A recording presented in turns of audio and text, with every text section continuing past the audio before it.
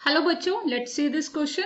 What amount of the heat is to be transferred to oxygen in an isobaric heating process so that the gas may be performed 2 joule work and the gamma its a specific heat ratio is 1.4 for oxygen gas.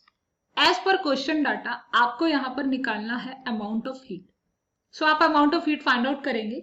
आपको work done यहाँ पर given है, work done is equal to 2 joule. Clear, work done आपका 2 joule है और आपका specific heat ratio 1.4 for oxygen gas भी दे रखा है.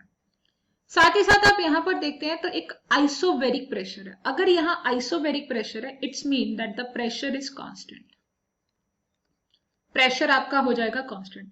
Now according to the first law of thermodynamic which is the key concept of the question, that's a delta U is equal to Q minus W. Okay, now we just find out the heat. Q is the heat, delta U is the internal energy and W is the work done. So Q is that's basically heat is equal to delta U plus W. Now आपको W आपको यहाँ mention है, work done आपका 2 joule है but आपको delta U नहीं दे रखा है. So first of all we just find out that delta U. हम चेंज इन इंटरनल एनर्जी निकाल सकते हैं. कैसे इंटरनल एनर्जी निकाल सकते हैं? We just use the relation P delta V divide by gamma minus 1. This is the relation. आप ये relation use कर सकते हैं. Okay, so यहाँ पर आप देखिए delta U equals to P. आपका प्रेशर कांस्टेंट है delta V. Again this is the work done और गामा आपको given है 1.4. So gamma is 1.4 minus 1.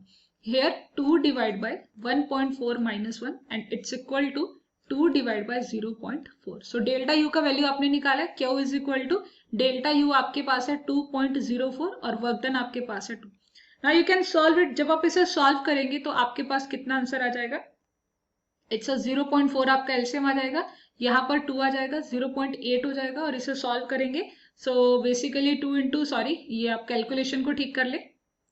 यहाँ पर आपका यस यहाँ पर आपका एलसीएम कितना होगा 1. सो 2 इंटू 0.4 करेंगे and yes it's a 0.8 and 2.8 divide by 0.4.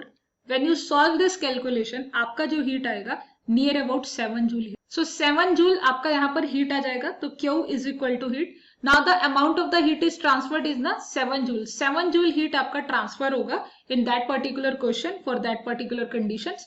I hope you understood it well. Thank you so much.